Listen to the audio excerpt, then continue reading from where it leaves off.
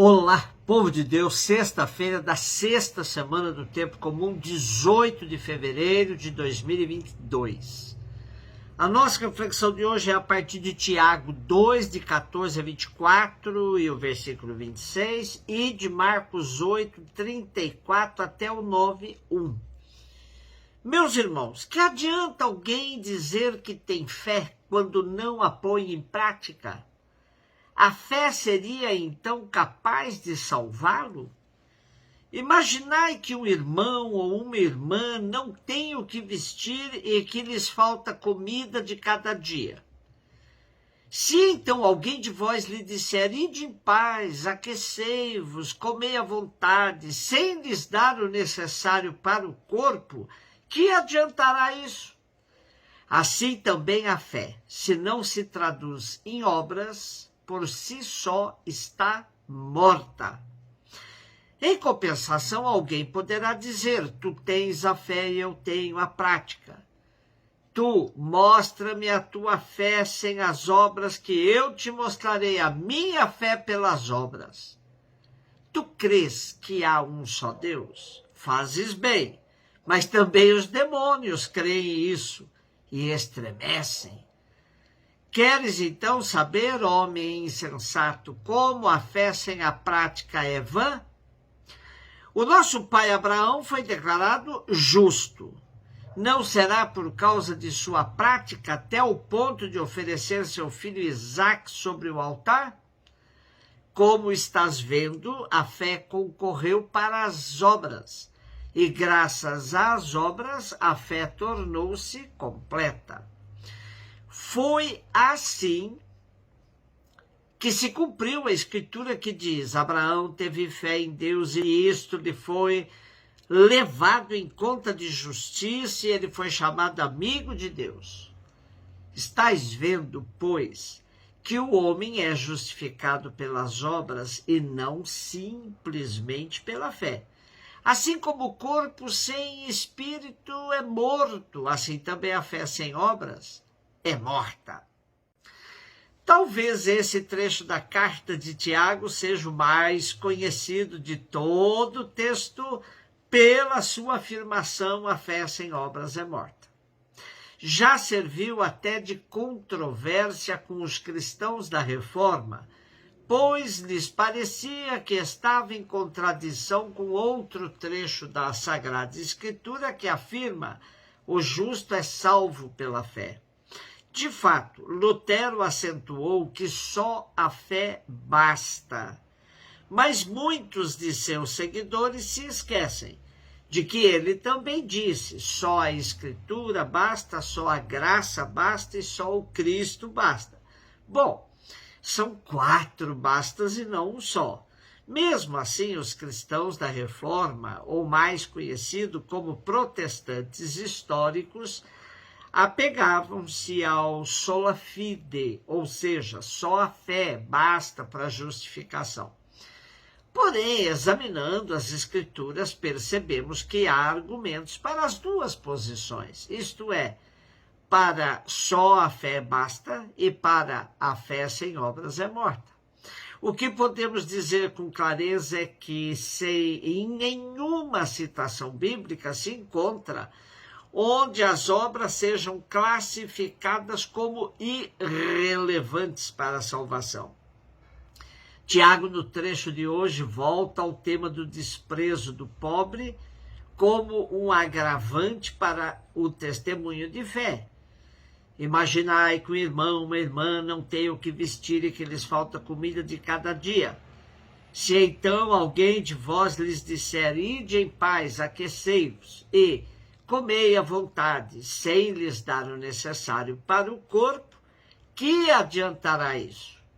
Nosso autor deixa claro que as obras de justiça são extremamente necessárias para a demonstração da autenticidade da fé. Como nos ajuda a entender a Bíblia pastoral? Diz assim, o único meio de salvação é a fé, a adesão a Jesus Cristo. Essa fé, porém, não é coisa teórica ou mero sentimento interior. é o compromisso que se manifesta concretamente em atos e fatos visíveis. No texto de hoje, Tiago afirma que a fé que justificou Abraão é uma realidade que se traduz na prática de atos concretos. Tiago ainda salienta que a fé se traduz no amor, e este realiza atos concretos. Marcos 8, 34 até 9, 1. Chamou Jesus a multidão com seus discípulos e disse: se alguém me quer seguir, renuncie a si mesmo, tome sua cruz e me siga. Pois quem quiser salvar a sua vida vai perdê-la, mas quem perder a sua vida por causa de mim e do Evangelho vai salvá-la. Com efeito, de que adianta o homem ganhar o mundo inteiro se perde a própria vida? E o que poderia o homem dar em troca da própria vida? Se alguém se envergonhar de mim e das minhas palavras, diante dessa geração adúltera e pecadora, também o Filho do Homem se envergonhará dele, quando vier na glória do seu Pai com seus santos anjos. Disse-lhes Jesus: em verdade vos digo, alguns do que aqui estão não morrerão sem terem visto o reino de Deus chegar com poder. Neste final do capítulo 8 de Marcos, temos, uma vez mais, a insistência de Jesus no anúncio do caminho da cruz. Caminho indicado por ele a todos que querem ganhar a vida, ou seja, alcançar a salvação. Tanto a multidão quanto os discípulos seguramente ficaram perplexos com a nitidez da indicação dada por Jesus, pois a cruz era reservada a criminosos e subversivos. Isso significa que quem estiver disposto a seguir Jesus tem de saber que será marginalizado por uma sociedade estruturada por valores contrários aos do reino anunciado por Jesus. Ora, esse anúncio de Jesus não tem nada de atrativo, pois quem está disposto a morrer como subversivo, como criminoso?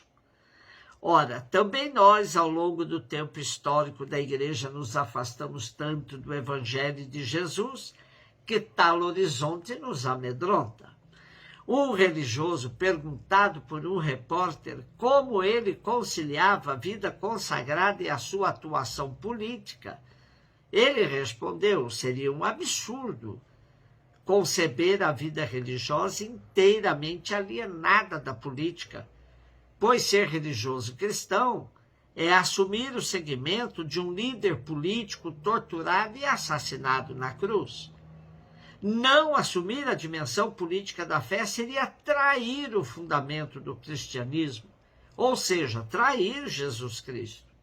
E Jesus, é claro, envergonhar-se dele e de seu projeto que passa pela cruz é assumir o risco de também ver o Filho do Homem tendo vergonha da pessoa que assim procede. Segundo Juan Arias, do Le Monde Diplomatique, a imagem de Jesus crucificado só começou a ser venerada séculos depois da morte dele. E foi o Concílio de Nicéia, no ano 325, que autorizou oficialmente a imagem do crucifixo tal como a usamos hoje. Os seguidores dos primeiros séculos do cristianismo se envergonhavam de uma imagem que lhes recordava a morte atroz que os romanos infligiam aos grandes criminosos. Desde que Paulo de Tarso declarou que se Cristo não ressuscitou é vã a nossa fé, interessava aos cristãos o Jesus ressuscitado, não o sacrificado em uma madeira como um assassino qualquer. Daí que nos primeiros séculos do cristianismo não existissem pinturas nem esculturas de Jesus crucificado, só o Cristo glorioso. Para a teologia da libertação, A crucificação é o símbolo de todos os torturados e assassinados injustamente na história da humanidade. E a ressurreição é a grande esperança de todos os excluídos. E essa teologia tão enraizada na América Latina tentou ser uma volta ao cristianismo primitivo, no qual se destacava a imagem do bom pastor em vez da do crucificado. Entretanto, a igreja, que até o Papa Francisco ainda se revestia com os símbolos do poder dos imperadores romanos, preferiu inculcar a teologia do medo do inferno. A igreja do poder nunca se incomodou com Jesus morto. Temeu mais ao Jesus vivo e encarnado, solidário com essa parte da humanidade que, como nos tempos do profeta crucificado, sempre acaba abandonada à própria sorte. Como nos aponta o evangelista João, na cruz está a glória de Jesus. Um beijo no seu coração.